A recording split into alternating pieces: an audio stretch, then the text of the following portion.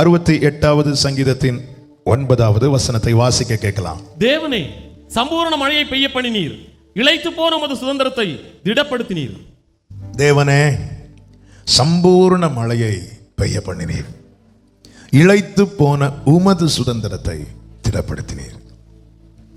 இளைத்து போன அவருடைய சுதந்திரத்தை திடப்படுத்த தேவன் என்ன செய்கிறார்? சம்பூர்ண மழையை பெய்ய பண்ணுகிறார். இந்த வார்த்தையை ஆண்டவர் சமூகத்திலிருந்து தியானித்த போது, ஆமென், பல நேரத்தில் நாம் அவருடைய சுதந்திரமா இருந்தாலும் நம்ம பல நேரத்தில் இளைத்து போகிறோம். இளைத்து போகிற அனுபவம் என்பது களைத்து போறது, சோர்ந்து போறது, தளர்ந்து போறது, விடாய்த்து போகிறது, விடாய்த்து இருக்கிறது. நம்ம கேட்கக்கூடாத ஒரு செய்தியை கேட்ட ஒட்டுன எவ்வளோ ஸ்ட்ராங்காக இருந்தாலும் நம்ம கெப்பாசிட்டி, நம்மளால் தாங்கக்கூடாத சில செய்திகளை கேட்கும்போது அப்படியே தளர்ந்துடும். ஹாஸ்பிட்டலில் ஃபுல் பாடி செக்கப்புக்கு போயிட்டு வருவாங்க. வீட்டில் இருந்து ஃபேமிலியாக இருந்து சந்தோஷமாக சாப்பிட்டுட்டு இருக்கும்போது தான் ஃபோன் வரும். ஹலோ சார், உங்கள் ரிசல்ட் வந்திருக்கு. அப்போ தான் ஃபேமிலியோடு இருந்து சாப்பிட்டுட்டு இருப்பாங்க. சொல்லுங்கள் சார், உங்களுக்கு இந்த பிரச்சனை இருக்குது சார் அப்படி மட்டும் ஒரு ஃபோன் வந்துச்சு, அப்படியே கையில் இருந்து சாப்பாடு அப்படியே கீழே விடும். ஒரு ஃபோன் போதும் தளர்ந்து போகிறதுக்கு. பல நேரத்தில் நாம் இப்படி தளர்ந்தது உண்டு. நம் கண்கள் பார்க்க இந்த இப்படிப்பட்ட காரியங்கள் மட்டும் நம்ம பார்த்துடவே கூடாது நினைக்கிற காரியத்தை பார்க்கும்போது நம்ம சோர்ந்து போயிடுவோம். இப்படி மட்டும் நடந்துடக்கூடாது நினைக்கிற காரியம் நடக்கும்போது நம்ம தளர்ந்து போயிடுவோம். பல நேரத்தில் நாம் இளைத்தது உண்டு. ஆண்டவர் சொல்லுகிறார், நீ என் சுதந்திரமா இருக்கிறபடியால் இளைத்து போன உன்னை நான் திடப்படுத்துவேன். ஹல்லேலூயா, உன்னை நான் திடப்படுத்துவேன். யாருக்கு இளைத்து போனவர்களை திடப்படுத்த முடியும் தெரியுமா? எந்த சூழ்நிலையிலும் இளைப்படையாமல் யார் இருக்கிறாரோ அவருக்கு மட்டும்தான் திடப்படுத்த முடியும். நம்மை சுதந்திரமாக்கி கொண்டிருக்கிறவரை குறித்து வேதம் என்ன சொல்லுகிறது தெரியுமா? கர்த்தராகிய அநாதி தேவன், அவர் சோர்ந்து போவதும் இல்லை, அவர் இளைப்படைவதும் இல்லை. கைகளை உயர்த்தி ஹல்லேலூயா. அவர் இளைப்படைய மாட்டார். 5 பேர் போயிட்டு இருக்கிற இடத்துல திடீரென்று ஒரு சின்ன ஆக்சிடென்ட் ஆகி 4 பேர் கீழே விழுந்திருக்கிறாங்க. ஒரு ஆள் மட்டும் நிற்கிறார். கீழே விழுந்து கிடக்கிறவர்களில் ஒருவன் கீழே விழுந்து கிடக்கிற மற்றொருவனை பார்த்து, என்னை தயவு செய்து தூக்கிவிடு என்று சொல்லுவானா? இல்லை, மாறாக யாரை பார்த்து தூக்கிவிட கெஞ்சுவார்கள் தெரியுமா? அந்த இடத்துல யார் நிற்கிறாங்களோ அவங்கள பார்த்து தான். இளைத்து போகிறவனிடத்தில் போனால் நாம் இன்னும் இளைத்து தான் போவோம். ஆனால் எந்த சூழ்நிலையிலும் அநாதி தேவன், அநாதி தேவன் என்ன? Everlasting God. அவர் அன்னைக்கு எப்படி இருந்தாரோ இன்னைக்கும் அப்படியே தான் இருக்கிறார், நாளைக்கும் அப்படிதான் இருப்பார். அவர் சோர்ந்து போவதில்லை, அவர் இளைப்படைவதில்லை. அவரால் மட்டும்தான் நம்மை திடப்படுத்த முடியும். எனவேதான் வேதம் சொல்கிறது, உங்கள் கவலைகளை எல்லாம் அவர் மேல வைத்து விடுங்கள். சபையை அவர் சம்பாதித்து, அன்னைக்கு பிரதான ஆசாரியன் எல்லாரும் இருந்தாங்கல்ல பழைய ஏற்பாட்டில். புதிய ஏற்பாட்டில் பிரதான ஆசாரியன்லாம் கிடையாது. புதிய ஏற்பாட்டில் பிரதானங்கிற வார்த்தை எந்த மனிதனுக்கும் உரியது கிடையாது. அவர்தான் நம் ஆசாரியர்களை ஏற்படுத்தினார், மெய்ப்பர்களை ஏற்படுத்தினார். ஆனால் பிரதான ஆசாரியரும் பிரதான மெய்ப்பரும் ஒரே ஒருவர் தான். அவர் ரத்தம் சிந்தி சபையை சம்பாதித்த என் ஆண்டவராகிய இயேசு கிறிஸ்து மட்டும்தான். ஆமென். எனவே தான் உங்கள் கவலைகளை எல்லாம் அவர் மேல வைத்து விடுங்கள், அவர் மேல வைத்து விடுங்கள். அவர் இளைப்படைந்தவனை திடப்படுத்துவார், திடப்படுத்துவார். கடந்த நாள் ஆண்டவர் சமூகத்திலிருந்து ஜெபத்தோடு இந்த வார்த்தையை தியானித்த போது, எதினால் நாம் இளைப்படைகிறோம்? சத்துருவின் மிகப்பெரிய தந்திரம் என்ன தெரியுமா? இவனை இளைப்படைய பண்ணணும், இவனை சோர்ந்து போக பண்ணிடணும். இந்த சோர்வினால தேவ சித்தத்துக்கு மாறான அநேக காரியங்கள் நம்மில் வெளிப்படும். தளர்ந்து போறதுனால, இளைப்படைவதனால தேவ சித்தத்துக்கு மாறானவைகளை நாம் செய்ய ஆரம்பிப்போம். எலியா என்ன சொன்னார்? சோர்ந்து போனதும், போதும் ஆண்டவர் என்னை எடுத்துக்கொள்ளும், என்னை எடுத்துக்கொள்ளும். எலியா, நீ தேவனுக்கு முன்பாய் நிற்கிறவன் தான், உண்மைதான். ஆனால் உனக்கு நியமித்த ஓட்டத்தை நீ ஓடி முடிக்காமல் உன்னை என்னிடம் சேர்க்க முடியாது. இதுதான் உண்மை. நான் தான் ரட்சிக்கப்பட்டுட்டேன், எப்போ போனா என்ன? ஆண்டவரை என்ன தூக்கிருங்க ஆண்டவரே. இல்ல, ரட்சிக்கப்பட்டதும் நமக்கு பரலோகம் அப்படின்னா நம்ம அடுத்த செகண்ட் இந்த பூமியில வைத்திருக்க கூடாதுல்ல. எதுக்கு தேவன் நம்மை வாழ வைக்கிறார்? நமக்கு ஒரு ஓட்டத்தை தேவன் போட்டிருக்கிறார், ஓட்டத்தை தேவன் நியமித்திருக்கிறார். அதை நான் ஓடி முடிக்கணும். அதை ஓடி முடித்ததான் எலியாவே உன்னை அழைத்து கொண்டு போக ரதம் வரும். நமக்கான ஓட்டத்தை ஓடி முடிக்கும் போது அவரே வந்து நம்மை அழைத்து கொண்டு போவார். ஒவ்வொரு தேவ பிள்ளைக்கும் இந்த அனுபவம் தான் இருக்கணும். எத்தனை காலம் நியமித்திருக்கிறார் தெரியாது. ஸ்தேவானுக்கு கொஞ்ச காலம் தான் நியமித்திருந்தார், யோவானுக்கு நிறைய காலம் நியமித்திருந்தார். எனவே கொஞ்ச காலம் வாழ்ந்தவங்க பாவிகளும் நிறைய வருஷம் வாழ்ந்தவங்க பரிசுத்தவான்களும் கிடையாது. தேவன் ஒவ்வொருவருக்கும் ஒவ்வொரு காலத்தை நிர்ணயித்திருந்தார். ஸ்தேவானுக்கு எத்தனையோ வருஷம் வயசாகி தான் செத்தார். அவரை கொல்லலாம் எவ்வளவோ ட்ரை பண்ணாங்க, அவர் சாகல. ஆனால் யோவான். ஆனால் ஸ்தேவான் அப்படி இல்லை, ஒரே ஒரு ஊழியம் தான், ஒரே ஒரு பிரசங்கம் தான், கதை முடிஞ்சிச்சு. ஆனால் அது முடியும் போது என்ன உண்டானது? அவன் ஆவியில் நிறைந்து வானத்தை பார்த்தபோது வானம் திறந்திருக்கிறதை பார்த்தான், மனுஷகுமாரன் எழுந்து நிற்பதை பார்த்தான். எதற்கு எழும்பி நிற்கிறார்? அவன் ஓட்டம் முடிஞ்சிட்டுப்பா வா, அவனை வரவேற்பதற்காக. உடனே அவன் சந்தோஷப்பட்டு ஆண்டவரை மகிமைப்படுத்தி ஜனங்களுக்காக மன்னிப்பு கேட்டான். ஆண்டவரே, இவர்களை மன்னியும் ஆண்டவரே. அவன் ஜனங்கள் என்ன நினைச்சாங்க? இவனை வாழ விடல பாத்தியா அப்படின்னு. ஆனா ஸ்தேவானுக்கு தெரியும், எனக்கு ஓட்டம் இதோட முடியுது, இந்த இடத்துல என் ஓட்டம் முடியுது. எனவே அவன் சந்தோஷத்தோடு ஆவில் நிறைந்து தேவனை துதித்து தேவனிடமாய் சென்று விட்டான். ஒவ்வொருவருக்கும் ஒரு ஓட்டத்தை நியமித்து இருக்கிறார். அந்த ஓட்டத்தை நான் ஓடி முடிக்கணும். அந்த ஓட்டத்தை நான் ஓடி முடிக்கணும்னா நான் இளைப்படைய கூடாது. எனவே தான் வேதம் சொல்கிறது, கர்த்தருக்கு காத்திருக்கிறவர்கள் புது பலனை அடைந்து கழுகுகளைப் போல செட்டைகளை அடித்து உயர எழும்புவார்கள். அவர்கள் ஓடினாலும் இளைப்படையார்கள். அப்ப இளைப்படைந்தவனுக்கு என்ன செய்ய முடியாது? ஓட முடியாது. எனக்கான ஓட்டத்தை நான் ஓடி முடிக்க வேண்டுமானால் இந்த ஜனவரி 17ஆம் தேதி நான் கடக்கும்படி ஒரு தூரம் இருக்கிறது, அதை நான் கடந்தாக வேண்டும். இன்று நான் ஓட வேண்டிய ஓட்டத்தை ஓடினால்தான் எனக்காய் குறிக்கப்பட்ட நாளில் என்னுடைய ஓட்டத்தை நான் ஓடி முடிக்க முடியும். சிலர் பாருங்க, அப்புறம் பார்த்துக்கலாம். சிலர் எக்ஸாமுக்கெல்லாம் படிக்க மாட்டாங்க. கடைசியில் நான் என்ன சொல்லிட்டு இருக்கிறேன், கடைசியில் பார்த்துக்கலாம், இது சிம்பிள், இது 2 மார்க் தானே, இது 2 லைன் தானே, கடைசி பார்த்துக்கலாம். எக்ஸாமுக்கு முந்தின நாள் புக்கை திறந்தா அவன் தலையே சுத்தம்ல, இது ஏன் புக்கு தானா இல்லை அடுத்த கிளாஸ்ல உள்ள அடுத்த டிபார்ட்மெண்ட் புக்கா, ஒண்ணுமே தெரியாது. ஆமென். இதே போலதாங்க நம்முடைய விசுவாச ஓட்டம் இருக்குமானால் விசுவாச பரீட்சை உண்டு. நான் இன்று கடக்க வேண்டிய தூரத்தை நான் கடந்தாதான் நாளை எனக்கு நியமித்த ஓட்டத்தை ஓட முடியும். இல்லை என்றால் இன்றைய ஓட்டத்தையும் சேர்த்து ஓட வேண்டும். அது கடினமாயிரும். அது இன்னும் என்னை சோர்ந்து போக பண்ணும். அது இன்னும் என்னை இழைத்து போக பண்ணும். இதனால பிசாசு என்ன செய்கிறான் அப்படின்னா, இவங்களை எப்படியாவது டல் ஆகிடணும், இவங்களை எப்படியாவது சோர்ந்து போக பண்ணிடணும். இவன் சோர்ந்துட்டானா இவனுக்கு ஓட முடியாது. பாருங்கள், ஏசபேலுடைய வார்த்தை நிமித்தம் எலியா சோர்ந்தான். உடனே ஆண்டவர் கோபப்பட்டு ஏசபேலை தட்டுனாரா, எலியாவை தட்டினாரா? நம்ம எப்போ ஓடுவோம்? நீங்க ஏசபேல ஒரு தட்டு கொடுங்க. பல நேரத்தில் நம்ம அப்படித்தானே, ஆண்டவரை என்ன ஆண்டவரை பார்த்துட்டு இருக்கிறீங்க, நீங்க ஏசபேலுக்கு ஒரு தட்டு கொடுங்க, அதுக்கப்புறம் நான் ஓடுற. தட்ட மாட்டார், நம்மள தான் தட்டுவார். எலியா இருக்கிறது வரைக்கும் ஏசபேல வச்சிருந்தார். எதுக்கு தெரியுமா? எலியாவே, உன்னுடைய ஓட்டத்துக்கு அவ தடையா இருப்பான்னு பயந்து தானே நீ சூரியச்செடி கீழே இருந்த. அவளுக்கு முன்னாடி உன்னை நான் ஓட வைப்பேன். ஆமென். நம்ம பல நேரத்தில் இவங்க இருக்கிறது வரைக்கும் என்னால் வாழ முடியாது, இன்னார் இருக்கிறது வரைக்கும் வாழ முடியாது. இந்த பிரச்சனை பல நேரத்தில் நம்ம இப்படி புலம்புவோம்ல, உடனே ஆண்டவர்கிட்ட ஜெபம் இன்டைரக்டா பண்ணுவோம். பாருங்க, கொஞ்சம் அப்படி தூக்கிட்டீங்கன்னா இயேசுவேல தொடவே இல்லை, ஆண்டவர் வச்சிட்டாரு.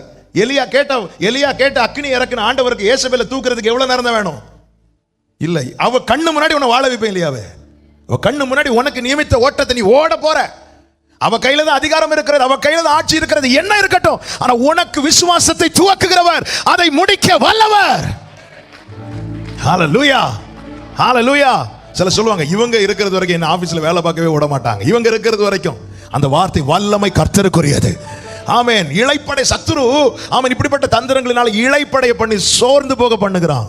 எனவே தான் வேதம் சொல்லுகிறது, நீ ஓடணும்னா இளைப்படையக்கூடாதுன்னா கர்த்தருக்கு காத்திருக்கணும். வேதத்திலிருந்து சில காரியங்களை எதனால இளைப்படைகிறோம், அவருடைய சுதந்திரம் எதனால் இளைப்படைகிறார்கள், அந்த இளைப்படைவதனாலே அவர்களில் வெளிப்படுகிற காரியங்கள் என்ன, ஆமென், அதிலிருந்து நம்ம வெளியே வர என்ன செய்ய வேண்டும் என்பதை குறித்து நான் ஒரு 5 காரியம் எழுதியிருக்கிறேன். நான் 5 பேச முடியுமான்னு தெரியவில்லை. முதல் ஆராதனையில் 3 தான் பேச முடிஞ்சது. ஆவியான நமக்கு பாயிண்ட் எல்லாம் முக்கியம் கிடையாது, நமக்கு கர்த்தருடைய வார்த்தை தான் முக்கியம். ஆமென். கர்த்தர் நடத்துகிற பிரகாரம் ஆமென் நான் பேசும்படி விரும்புகிறேன். ஆவியானவர் பலப்படுத்தி பேச வைப்பாராக. முதலாவது, எதனால நாம் அதிகமாய் சோர்ந்து போகிறோம்? எடுத்து வாசிங்கள். யாத்திராகமம் 4வது அதிகாரம் அதனுடைய 13வது வசனத்தை வாசிங்கள். அதற்கு அவன், ஆண்டவரே, நீர் அனுப்ப சித்தமாய் இருக்கிற யாரையாகிலும் அனுப்பும் என்றான்.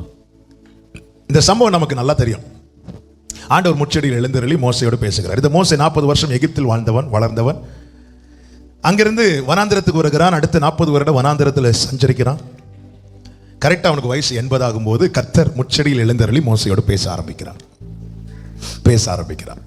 பேசும்போது சொல்லுகிறேன், நான் உன்னை எகிப்துக்கு அனுப்புகிறேன். மோசே பார்க்கிறார். ஆண்டவரே, இல்ல ஆண்டவரே, அதுக்கு நான் ஏமாத்துறோம். மோசே முதல்ல எதை முன்வைத்து எஸ்கேப்பாக பார்த்தார் தெரியுமா? இதற்கு எனக்கு தகுதி இல்லை. ஆண்டவர் சொன்னார், நான் தானப்பா அனுப்புறேன், நீ வா. அந்த கொஸ்டினுக்கு ஆன்சர் கொடுத்துட்டார். அடுத்து பார்க்குற ஆண்டவரே என்ன நம்ப மாட்டாங்க ஆண்டவரே. ஆண்டவர் சொல்ற கையில் இருக்க கோலை கீழே போடு. மோசையுடைய ஏம் என்ன? எதையாவது சொல்லி பேக் வாங்கிடணும். ஏன்னா மோசை ரொம்ப இழைத்து போயிருந்தவன். ரெண்டாவது சொல்ற ஆண்டவரே நம்ப மாட்டாங்க ஆண்டவரே, நான் போய் வேஸ்ட் ஆண்டவரே, வேற யாரும் நம்ப மாட்டாங்க. மோசம் கையில் இருக்கிற கோலை கீழே போடு. கீழே போட்டாச்சு, பாம்பாயிட்டு. இப்போ அது வாழை பிடிச்சா மீண்டும் கோலாயிட்டு. ஓகேவா? அந்த கொஸ்டின் இனி என்ன சொல்ல? ஆண்டவரே நீர் என்னிடத்தில் பேசினதுக்கு முன்பாகிலும் பேசினதுக்கு பின்பாகிலும் நான் வாக்கில் வல்லவன் அல்ல. மோசே உன் வாயோடு இருந்து நான் பேசுறேன், இதுக்கு மேல என்ன வேணும்? இவ்வளவு சொன்னதுக்கு அப்புறமும் மோசே சொல்லுகிறான் ஆண்டவரே வேற யாரையாவது அனுப்புங்க. அப்படி என்றால் மோசே சொன்ன காரணங்கள் ஒன்றும் அல்ல அவன் போக விரும்பாதது. அவன் ஏன் போக தயங்கினான்? அவனுக்கு பேச தெரியாததுனாலே. அதுதான் ஆண்டவர் சொல்லிட்டாரே நான் உன் வாயோடு இருந்து பேசுவேன்னு.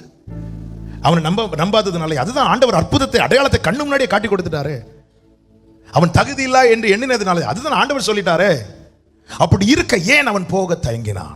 நீங்கள் பைபிள் ஃபுல்லா படிக்கும்போது ஒன்றை புரிந்து கொள்ள முடியும். அவன் எகிப்தை விட்டு வருவதற்கு அவன் பயந்து வந்தான் என்று எழுதப்பட்டிருந்தாலும் வேதம் முழுவதும் பார்க்கும்போது ஒன்று தெரியும். என்ன தெரியுமா?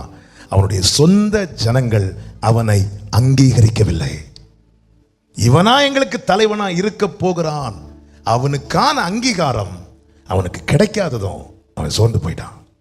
சோர்ந்து போய் வெளியே வந்துட்டான். அந்த ஜனங்கள்ட்ட ஆண்டவர் அனுப்பு தீர்மானித்த போது அவன் வேண்டான்ட்டான். அவன் அந்த காரியத்தை டைரக்டா சொல்லாம வேற காரணங்களை முன்வைத்து விலக பார்த்தான். ஆனா யாருக்கிட்ட கதை நடக்குமா? ஹல்லேலூயா.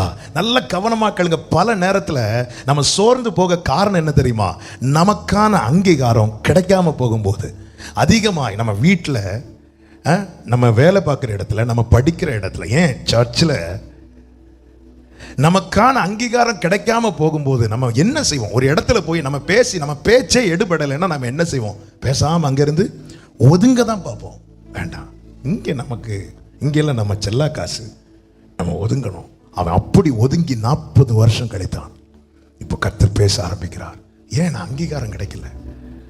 நீங்க போறீங்க, நீ உண்மையா ஒரு இடத்துல இருக்கிறீங்க, ஆனாலும் உங்களுக்கான அங்கீகாரம் கிடைக்காம போகும்போது சோர்ந்துரும். அது எங்க? அது படிக்கிற இடத்துலனாலும் சரி, வேலை பார்க்குற இடத்துலனாலும் சரி, ஊழியத்துலனாலும் சரி, எங்க ஆனாலும் சரி.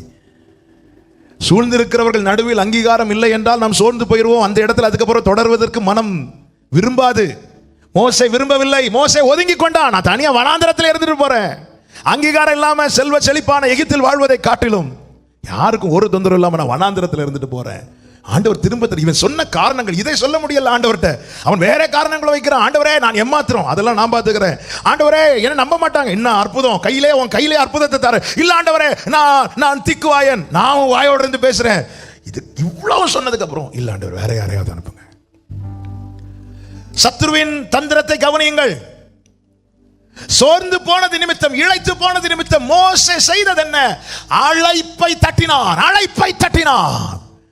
சத்ரு ஏன் சோர்ந்து போக பண்ணுவதில் குறியா இருக்கிறான் தெரியுமா? ஏன் இழைத்து போக பண்ணுகிறதுல குறியா இருக்கிறான் தெரியுமா? உனக்கு ஒரு கிருபை கொடுக்கப்பட்டது உண்டானால் உன் மேல ஒரு அழைப்பு இருக்கிறது. உனக்கு கொடுக்கப்பட்ட கிருபை, உனக்கு கொடுக்கப்பட்ட அழைப்பை நீ தட்டணும். இதுதான் பிசாசின் நோக்கம். எனவே ஒவ்வொரு என்னைக்கும் ஏதோ ஒரு மன வருத்தத்தை உண்டாக்கி, ஏதோ ஒரு காரியத்தை உண்டாக்கி உன்னை ஒதுங்க வைக்கிறான். நீ ஒதுங்குகிறவளோ அல்ல, நீ ஓடுகிறவன். ஆமென். உன்னை ஒதுங்கும்படி அல்ல உனக்கு கிருபையை தந்தது, உனக்குள்ள விசுவாசத்தை துவக்கினது. உனக்காய் நியமித்த பாதையில ஓடுவதற்காக தான் உனக்கு தேவன் விசுவாசத்தை துவக்கி இருக்கிறார். ஹல்லேலூயா.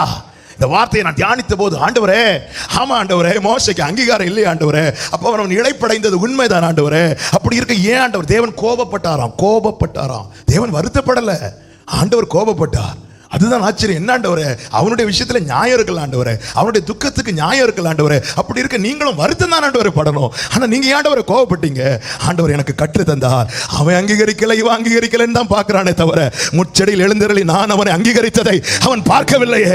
இன்னும் மோசே பார்க்கவில்லையே. என்ன கேட்கிற அன்பு சகோதரா சகோதரி, உலகம் உங்களை அங்கீகரிக்காமலே போகட்டும், கடைசி வரை என்னவும் சொல்லிட்டு போகட்டும். பவுல் சொல்லுகிறார், எங்கள் தகுதி தேவனால் உண்டாயிருக்கிறது. யார் எப்படி பார்த்தா என்ன, யார் எப்படி நினைத்தா என்ன, என்னை அங்கீகரிக்கிற ஒருவர் பரலோகத்தில் இருக்கிறார் சொல்லுகிறவர்கள் நல்ல கரங்களை தட்டி glory glory glory hallelujah. எதற்குமே என்னையும் கண்டெடுத்தா இயேசுவின் அன்பை நான் என் சொல்வேன். தாவீது ஆண்டவர் பார்த்து சொல்றார், நீர் என்னை மகா மேன்மையான சந்ததியின் மனுஷனாய் பார்த்தீர். வார்த்தை பல முறை பேசியிருக்கிறேன், ஆனாலும் என்னை ரொம்ப பலப்படுத்தின வார்த்தை. ஏன்னா தாவீது சூழ்ந்திருந்தவங்க தாவீதை பார்த்த விதம் வேற. தாவீதின் தகப்பன் ஆகாதவனாய் பார்க்கிறான். அதாவது உறவுல ஒரு பெரிய உறவுல தகப்பன் உறவு. சாமுவேல் பிள்ளைங்களை கூட்டிட்டு வானாரு, இவனை மட்டும் விட்டுட்டான். தாவீது விஷயம் அறிந்து என்ன சொல்லிப்பான், அப்பாவா இப்படி பண்ணாரு இல்ல. சில காரியங்கள் நடந்தது வேதனையாகும், ஆனா அதை விட வேதனை இவங்களா இப்படி சொன்னாங்க, அப்பாவா இப்படி பண்ணாரு, அப்பாவா என்ன வேண்டான்னாரு. அவன் தாவீதின் சகோதரர்கள் அவன் மேல அபிஷேகம் வைக்கப்பட்டதை அறிந்தும் அவனை பார்த்து சொன்னாங்க, நீ அகங்காரம் உள்ளவன். தாவீது சோர்ந்து போறதுக்கு இதுக்கு மேல என்னங்க வேணும்? நேசித்து கைப்பிடித்த மனைவி தாவீதை அற்பமா பார்த்தா. சோர்வு மேல சோர்வு, தாவீதை இழைத்து போக பண்ண என்னெல்லாம் ஆயுதங்களை யார் மூலமாலாம் கிரியை செய்யறான் பாருங்க. அடுத்து மாமனார் சவுல் வாழ்நாள் சத்துருவாய் பார்த்தான். ஆசையா வளர்த்த மகன் அப்சலோம் ஒரு விரோதியை பார்க்கறது போல பார்த்தான், கொல்ல வகை தேடினான். இது நடுவில் தாவீதுக்கு எப்படி ஓட முடிந்தது? எப்படி ஓட முடிந்தது தெரியுமா? அவர் என்னை எப்படி பார்க்கிறார் அப்படி பார்த்தான். அதுதான் சொல்லுகிறார், நீர் என்னை மகா மேன்மையான சந்ததியின் மனுஷனாய் பார்த்து யாரும் அறியாத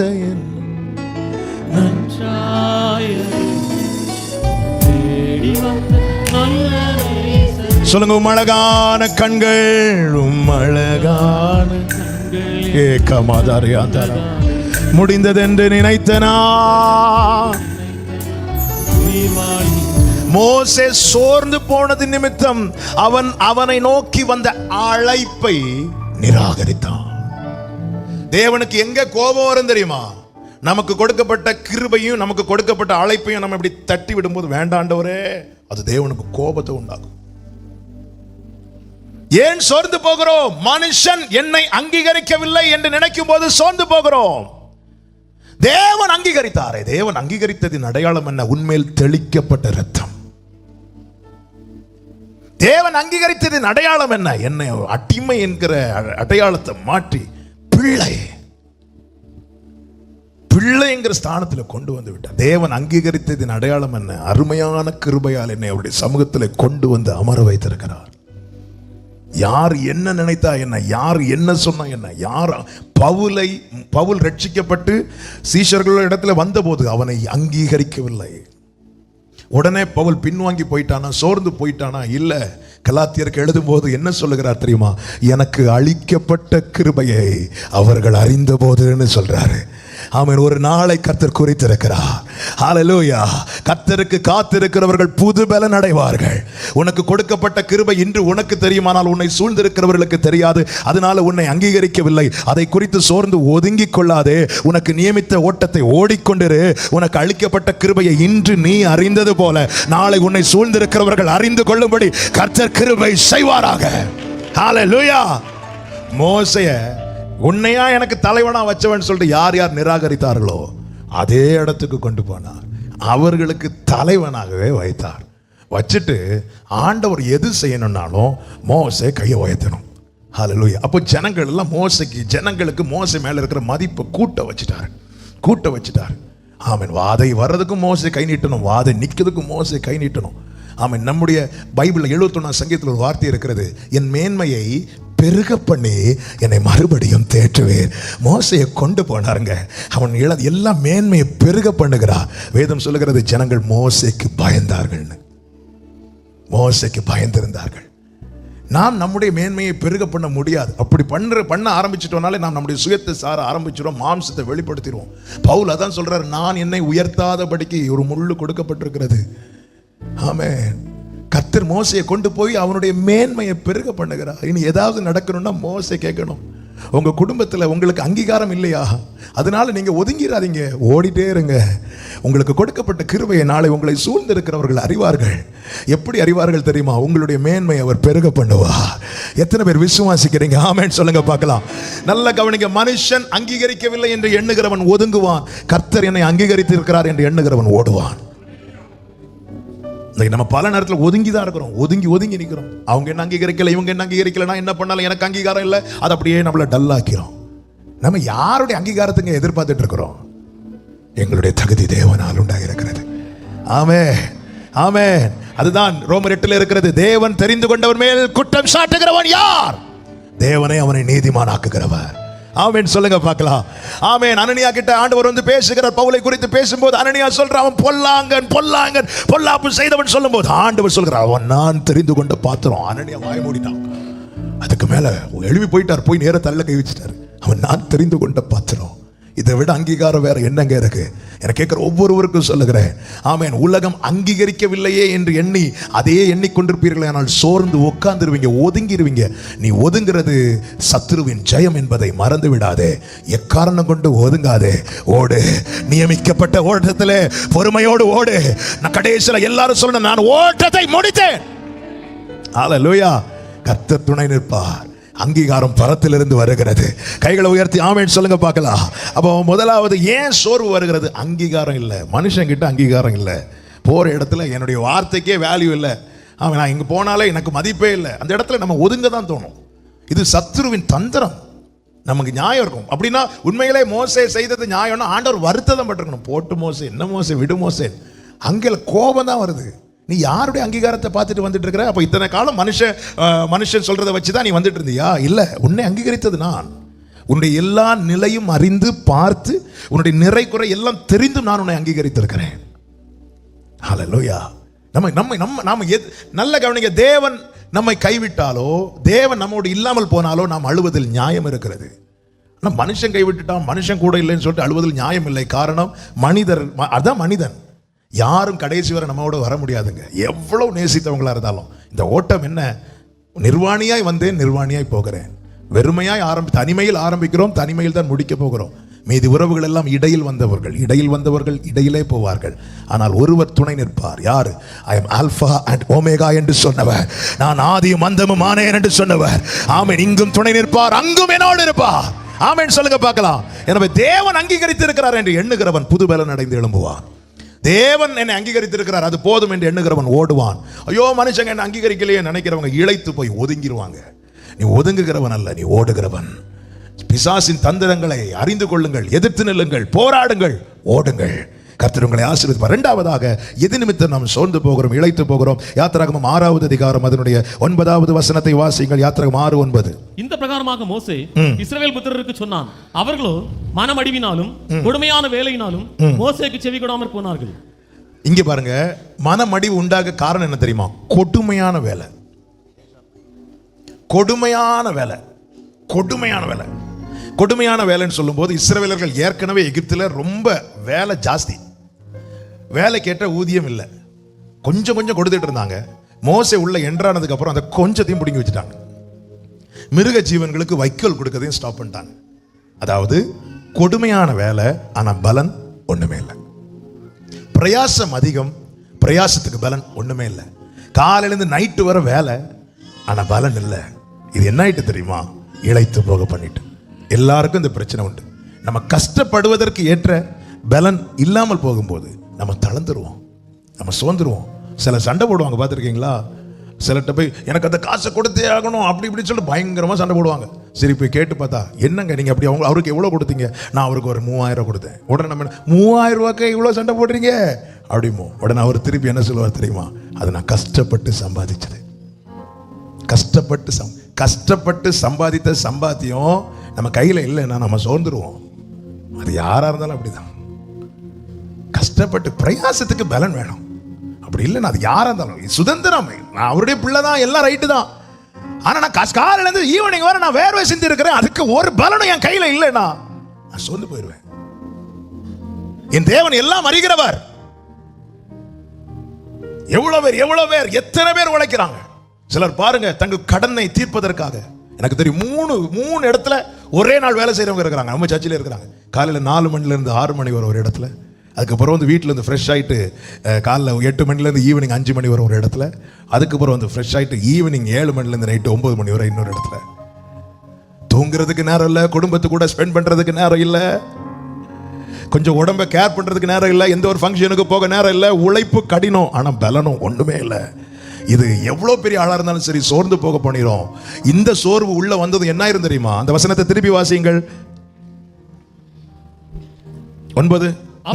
அவர்களோ மனமடிவினாலும் கொடுமையான வேலையினாலும் மோசேக்கு செவி கொடாமற் போனார்கள். வார்த்தைக்கு செவி கொடுக்க முடியாது. வார்த்தைக்கு செவி கொடுக்க முடியாது. இன்னைக்கு இது பிசாசின் அடுத்த தந்திரம். முதல்ல சோர்ந்து போக பண்ணி என்ன பண்ணிடுவோம் அப்படின்னா அழைப்பை நிராகரிக்க பண்ணுவோம். ரெண்டாவது சோர்ந்து போக பண்ணி என்ன பண்ணுவோம் அப்படின்னா வார்த்தைக்கு செவி கொடுக்க முடியாது. தளர்ந்து இருக்கிற ஒருத்தன்ட்ட நீ இப்படிதான் நடக்கணும் அப்படிதான் நடக்கணும்னு சொன்ன அந்த வார்த்தையை ரிசீவ் பண்றதுக்கு அந்த கெப்பாசிட்டி கிடையாது. ஏன் என்னால வார்த்தையை கேட்க? நான் தளர்ந்து இருக்கிறேன். பாருங்க, ஒருத்தங்க ஐசியூல சீரியஸா இருப்பாங்க, வெளியே ரொம்ப க்ளோஸ் ரிலேட்டிவ்ல இருந்து அறிமுகமானவர்கள் வரை இருப்பாங்க. டாக்டர்ஸ் வருவாங்க, வந்துட்டு ரொம்ப வெரி கிரிட்டிக்கல் ஸ்டேஜில் உள்ள இருக்கிறார், வந்து இந்த மேட்டர் எப்படி சொல்றதுக்கு ரொம்ப க்ளோஸா இருக்கிறவங்களை கூப்பிட்டு சொல்ல மாட்டாங்க, ஏன்னா கேட்டு தாங்கிட மாட்டாங்க, அந்த இடத்துல அவங்க விழுந்துருவாங்க. எனவே ஒரு தேர்ட் பர்சன் மாதிரி அந்த இடத்துல நிப்பாங்கல்ல, அவங்களை கூப்பிட்டு சொல்லுவாங்க. ஏன்னா தளர்ந்து இருக்கிறவனுக்கு செவி கொடுக்க முடியாது. தளர்ந்து இருக்கிறவனுக்கு செவி கொடுக்க முடியாது. இது பிசாசுக்கு நல்லா தெரியும். எனவேதான் நிறைய காரியங்களில் தளர பண்ணுகிறான். எனவேதான் சபையை இந்த நாளில் ஒரு பிரசங்கம் அல்ல உங்களோடு பேசி கொண்டிருப்பது.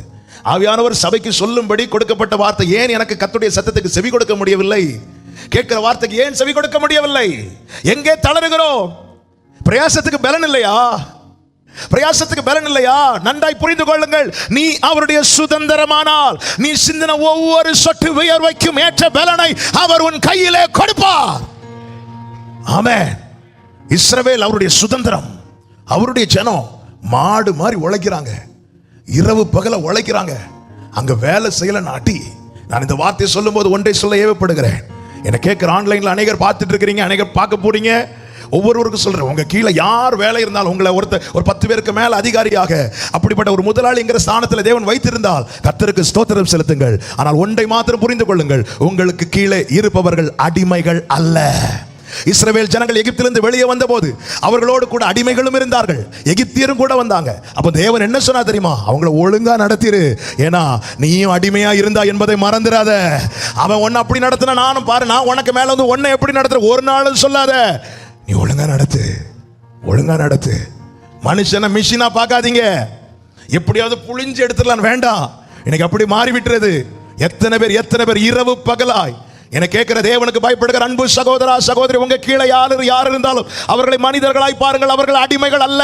எல்லாவற்றையும் பார்க்கிற ஒருவர் பரலோகத்தில் இருக்கிறார். நீதி செய்கிற ஒருவர் பரலோகத்தில் இருக்கிறார். உயர்ந்தவனை தாழ்த்தி தாழ்ந்தவனை உயர்த்துகிறவர் பரலோகத்தில் இருக்கிறார். ஹalleluya. ஆமென். ஆமென் சொல்லுங்க பார்க்கலாம். அப்போ என்னண்டவரே, பிரயாசத்துக்கு பலன் இல்லையா ஆண்டவரே? ஒவ்வொரு சொட்டு வேர்வை தேவன் ஒன்றை மறக்க மாட்டார். உன் கைகளின் பிரயாசத்தை நீ சாப்பிடுவாய். ஆமென். ஆண்டவரே, நான் வேற யாரும் அடுத்தாள் ஊதியத்தையோ அடுத்தாள் உழைப்பையோ நான் கேட்கல ஆண்டவரே. என்ன உழைக்க வைக்கிறீங்களே ஆண்டவரே, அது என் கையில கொடுங்க ஆண்டவரே. நிறைவான பலன் சொல்லி இருக்கிறீங்க ஆண்டவரே, நான் அது கூட இப்ப கேட்கல ஆண்டவரே. நீங்க என்ன உழைக்கிறதுக்கு பலன் தந்திருக்கிறீங்களா, அந்த பலன் என் கையில தாங்க ஆண்டவரே. இல்ல கொடுமையான வேலை வைக்கோல வர கொடுக்கறத ஸ்டாப் பண்ணிட்டான் பார்வோன். நடந்தது என்ன தெரியுமா? கர்த்தர் ஒரு நாளை குறித்து இஸ்ரவேலரை மீட்கிறார், எகிப்திலிருந்து வெளியே வருகிறார். உடனே இஸ்ரவேலர்கள் இப்படி வந்திருப்பாங்க, எப்பாடா விட்டா போதும். ஓடும்போது ஆண்டவர் சொன்னார், வெயிட் பண்ணு, எங்க ஓடுற? உன்னை நான் வெறும் கையா விட மாட்டேன். அவ்வளோ வீட்டில் போ, எவன் வைக்கோல் தரலையோ போய் அங்க இருக்கிற வஸ்திரம், அங்க இருக்கிற பொன், அங்க இருக்கிற எல்லா உடைமைகளை எடு, போய் கேளு, நீ போனதும் கொடுத்துருவான், நீ போனதும் கொடுத்துருவான். யாத்திராகமம் 12வது அதிகாரத்தில் பார்த்தீங்கன்னா நேராக போறாங்க. இவங்க கேட்கறதுக்கு முன்னாடியே அவங்க எல்லாத்தையும் கொடுத்துட்டாங்க. அவன் நல்ல கவனிங்க, 5 வருஷம் 10 வருஷம் வேலை பார்த்து சம்பளமே இல்லை. ஒரு மாதம் 10,000 ரூபாய் சம்பளம், ஆனால் வேலை 50,000 ரூபாய்க்கு வேலை பார்க்கணும், சம்பளமே இல்லை. கஷ்டப்பட்டு வேலை பார்த்து ஆனால் வேற வழி இல்லை. வேலை பார்த்து திடீர்னு 5 வருஷம் முடியும் போது மொத்த அமௌண்ட்டும் சாங்ஷன் ஆகி வந்து அக்கௌண்ட்ல உள்ள சீனை கொஞ்சம் யோசிச்சு பாருங்க. இதுதான் இஸ்ரவேலில் நடந்தது. இயேசுவின் நாமத்தில் நான் இந்த வார்த்தையை வைத்து சொல்லுகிறேன், இன்று உன் பிரயாசத்துக்கு பலன் கிடைக்காமல் போவதை குறித்து கலங்காதே. கர்த்தரை நம்பி நன்மை செய். எல்லாவற்றையும் பார்க்கிற ஒரு கர்த்தர் இருக்கிறார். நீ சிந்தின ஒவ்வொரு சொட்டு வியர்வைக்குமான பலனை உன் கையிலே தர அவர் போதுமானவராய் இருக்கிறார். ஆமென் சொல்லுகிறவர்கள் கரங்களை தட்டி ஹalleluya. Thank you Father. ஆமென். ஹalleluya. அன்னைக்கு பிரயாசத்துக்கு பலன் கிடைச்சிருந்தா வைக்கோல் கிடைச்சிருக்கும். சில எட்டக்கூடிய காரியத்தை தள்ளி விடுவார். எதுக்கு தெரியுமா? எட்டாவது நன்மையை கையில தருவதற்கு. கை எட்டுற காரியத்தை தட்டி விடுவார். சில பாருங்க எல்லாம் வாய்க்கப்படுது மாதிரி இருக்கும், தட்டி விட்டுருவாரு. என்னாண்டவர் இப்படி பண்றீங்க? எல்லாருக்கும் இப்படி பண்ணுவாரா? சுதந்திரத்துக்கு சில டைம் இப்படி பண்ணுவார். எதுக்கு தெரியுமா? உனக்கு எட்டாதது உன் கையில தரதுக்கு. ஹல்லேலூயா. நல்ல கவனிங்க. சில இடத்துல இருந்து பாருங்க, வெளியே வரும்போது சம்பளம் கிடைக்கலனாலும் பரவாயில்ல, என்ன விட்டா போதும். ஆண்டவர் எங்க ஓடுற இரு, உன்னை வெறுங்கைய விட மாட்டேன். ஒன்றையும் மறக்க மாட்டாருங்க. எல்லா பிரயாசத்துக்கும் பலன் உண்டு. நாளைக்கு முதல் ஆராதனையில் இது சொல்லும் போது ஆண்டவர் சொல்ல வைத்தார். 1987 இங்கே என்னுடைய தகப்பனார் இங்கே ஊழியத்துக்கு வந்தார்கள். குடும்பம். அப்போ நான் எனக்கு 2 வயசு, ஒருத்தரும் கிடையாது. அப்போ எங்க அப்பா ப்ரேயர் பண்ணி ஆயத்தமாகி மெசேஜை ப்ரிப்பேர் பண்ணி சர்ச்சில் பேசும்போது முதல்ல கேட்க இருந்தது என்னுடைய தாயாரும் என்னுடைய அண்ணனும் 2 வயசு ஆகிய நானும், எனக்கு அடுத்து ஒரு தம்பி 1 வயசு. அதுக்கப்புறம் தான் தங்கச்சி டேவிட்லாம் பிறந்தது. அவங்க பிரயாசப்பட்டாங்க. யாரும் இல்லைன்னு சொல்லிட்டு சர்ச்சை இழுத்து மூடிட்டு இருக்குல்ல. அவங்க ஜெபம் பண்ணாங்க, ஆயத்தமானாங்க, மெசேஜ் ப்ரிப்பேர் பண்ணாங்க, ஆண்டவர்கிட்ட வார்த்தை கேட்டாங்க. கொடுக்கறதுக்கான யாரும் இல்லை, கேட்கறதுக்கு யாரும் இல்லை. அதுக்குன்னு சொல்லிட்டு ஆட்கள் வரட்டும் நான் பேசுறேன்னு சொல்லிட்டு இருக்கல. அன்னைக்கு வேர்வை சிந்தினாங்க. இன்னைக்கு நெட்டை தட்டினாலே 1000 1500 பேர் ஆன்லைன்ல இருக்கிறாங்க. இது திடீர்னு முளைத்தது அல்ல. ஒவ்வொரு வேர்வைக்கும் ஒவ்வொரு பிரயாசத்துக்குமான பலனை கர்த்தர் கணக்கில் வைத்திருக்கிறார். நீங்க செய்கிற ஒரு காரியத்தை தேவன் மறக்க மாட்டார். ஆமென். எனவே உங்களுக்கு ஐயோ இந்த வேலை பார்த்தா இன்னைக்கு எல்லாமே மனசுல இது பண்ணா அவ்வளவு சம்பளம், அது பண்ண அப்படி இல்லை. உங்களுக்கு தேவன் என்ன நியமித்திருக்கிறார் அதை பண்ணுங்க. இன்னைக்கு உங்க காலையில இருந்து சாயங்காலம் வரை உழைக்கிறீங்க, அதுக்குள்ள பலன் கிடைக்கலையா? என்ன சொல்லணும் அப்படின்னா, காலையிலேருந்து சாயங்காலம் வரை உழைக்கிறீங்க, பலன் கிடைக்கலையா? என்ன சொல்லணும் அப்படின்னா, ஆண்டவரே இன்னைக்குள்ள பலன் எனக்கு கிடைக்கல, ஆனால் உங்கள் கணக்கில் வச்சிருப்பீங்கல்ல, ஸ்தோத்திரம். அவ்வளோதான். நான் உழைக்க பலன் தந்தீங்கப்பா, நான் உழைச்சிட்டேன், என் கையில் கிடைக்கும்னு பார்த்தேன், கிடைக்கல, ஆனால் எனக்கு தெரியும் உங்கள் கணக்கில் வச்சிருக்கிறீங்க ஆண்டவரே. ஸ்தோத்திரம். கர்த்தரை நம்பி நன்மை செய். பொறுமையாக இருக்கிறவர்கள் சுதந்தரிப்பார்கள். ஹல்லேலூயா. நான் இன்னைக்கு இவ்வளோ கஷ்டப்பட்டு உழைச்சி எங்க ஆண்டவரே இப்படியே நம்ம ஏங்க ஆரம்பிச்சிட்டோம்னா, ஆமென். வார்த்தைகளும் ஆண்டவர் சொல்லுவார், பேசுகிற வார்த்தை ஒன்றுமே காதில் விழாது. எனக்கு அநேக தேவ சத்தத்தை தட்ட காரணம் என்ன தெரியுமா? பிரயாசத்துக்கு பலனை பார்க்காதது. இயேசு நாமத்தில் சொல்றேன். ஆமென். அவருடைய சுதந்திரத்துக்கு அவர்களவே எப்படிங்க உழைச்சோம்? அவர் தந்த கிருபை. அப்ப அந்த கிருபையை விருதாவாக்க ஆண்டவர் விடுவார். கிருபையை தந்தார். கிருபையை தந்து உழைக்காம இருக்கிறான் தெரியுமா, அவனுக்கு பலன் கிடைக்காது. உழைக்கிறதுக்கு கிருபையை தந்து உழைக்கிறானா அதுக்குள்ள பலன் அவர் தருவார், எஜமான் தருவார். ஆமென். ஹல்லேலூயா. ஹோட்டலில் பாருங்க, ஹோட்டலில் வந்து நிறைய பேர் வேலை பார்ப்பாங்கல்ல, நிறைய சர்வெண்ட் இருப்பாங்க. ஒவ்வொரு டேபிளுக்கு ஒவ்வொரு சர்வரை வச்சுருப்பாங்கல்ல, வந்து இருப்பாங்க. நேராக பாரு, சில சாப்பிடுவாங்க, சாப்பிட்டு முடிச்சு போகும்போது இவர் கஷ்டப்பட்டு ஒவ்வொன்றா எடுத்து கொடுப்பார். போகும்போது சிலர் என்ன பண்ணுவாங்க அப்படின்னா டிப்ஸ் கொடுப்பாங்க. பட் அந்த வேலை செய்கிறவன் டிப்ஸை நம்பி அங்கே வேலை செய்யலை. எல்லாரும் டிப்ஸ் கொடுக்க மாட்டாங்க. சிலர் கொடுக்குற டிப்ஸை பார்த்தா அவன் பாக்கெட்லேருந்து 10 ரூபா எடுத்து நீங்கள் போங்கன்னு சொல்லிடுவான். ஆனால் ஒரு ஆள் எனக்கு டிப்ஸ் தரலையேன்னு சொல்லிட்டு அவன் போய் உட்கார மாட்டான். கிடைச்சா சந்தோஷம், கிடைக்கலனாலும் வருத்தம் இல்லை. ஏன்னா இந்த வேலைக்கான சம்பளத்தை அந்த கவுண்டரில் என் முதலாளி இருக்காரு, அவர் மாதம் முடியும் போது எனக்கு தருவார். நம்ம இந்த டிப்ஸை பார்த்துட்டு இன்னைக்கு சோர்ந்து போயிட்டு இருக்கிறோம். நிறைய இடையில வர்றது, அதுக்குன்னு உழைக்காமல் இருந்துடாதீங்க. ஆமாம், சிலர் தருவாங்க, சிலர் தராமலும் போவாங்க. அது அல்ல. உன் உழைப்புக்கான மதிப்பை நிர்ணயிப்பது நீ வாங்குற டிப்ஸ் அல்ல, உன் எஜமான் கொடுக்கிற salary. ஹல்லேலூயா. எனக்கு கொடுக்கப்பட்ட கிருபையை நான் பயன்படுத்துகிறேன். கர்த்தர் பலன் தருகிறார், நான் உழைக்கிறேன். இதற்குரிய பலனை இந்த பூமி தர மறுத்தாலும் பரலோக தேவன் எனக்கு தருவார். இந்த நம்பிக்கை இருந்தா நீங்க ஓடுவீங்க. ஹல்லேலூயா. இன்னைக்கு உள்ள அன்னைக்குள்ள உழைப்புக்கு கிடைச்சிருந்தா வைக்கோல் கிடைச்சிருக்கும். கொஞ்சம் தாமதம் ஆச்சா வெயிட்டா கிடைக்கும். சில தாமதங்களுக்காக ஸ்தோத்திரம் செலுத்துங்க. கைகளை உயர்த்தி ஹல்லேலூயா. ஆமென். ஹல்லேலூயா. கடினமான வேலை. அதனால சோர்ந்துட்டாங்க. அந்த சோர்வு என்ன ஆயிருதுன்னா சத்தத்தை கேட்க விடல. இப்படிப்பட்ட நேரம் வரும்போது நேரம் ஜெபம் பண்ணுங்க. என்ன ஜெபம் பண்ணணும் அப்படின்னா, ஆண்டவரே இன்னைக்கு உழைக்க பலன் தந்தீங்க, நான் உழைச்சிட்டேன், ஆனால் பலன் இல்லை, நம்ம கணக்கில் இருக்குன்னு எனக்கு தெரியும்ப்பா, நன்றிப்பா, நன்றி ஆண்டவரே. ஹல்லேலூயா. Thank you Holy Spirit. மூன்றாவதாக எது நிமித்தம் நம்ம சோர்ந்து போகிறோம் தெரியுமா? யாத்திராகமம் 15வது அதிகாரம் 23, 24 வசனங்கள். அவர்கள் மாராவில் வந்தபோது மாராவின் தண்ணீர் கசப்பா இருந்ததினால் மாராவின் தண்ணீர் கசப்பா இருந்ததினால் அதை குடிக்க அவர்களுக்கு கூடாது இருந்தது. அதனால் அவ்விடத்துக்கு மாரா என்று பெயரிடப்பட்டது. ஏமாற்றத்தின் நிமித்தம் சோர்வு. என்ன ஏமாற்றம் அப்படின்னா, செங்கடலை தாண்டி வந்தாச்சு, 3 நாள் சூர் வனாந்தரத்தில் சுற்றுறாங்க, தண்ணியே இல்லை. இப்போ தண்ணி இல்லைனாலே 3 நாள் என்ன அவங்க உபவாச ஜபம் இல்லை, 3 நாள் ஃபாஸ்டிங் இருந்து 4வது நாள் வந்து பார்த்தா அங்க தண்ணி இருக்கு. கர்த்தர் ஜெபத்தை கேட்டார்னு சொல்லிட்டு கிட்ட வந்து பார்த்தா அது கசப்பு.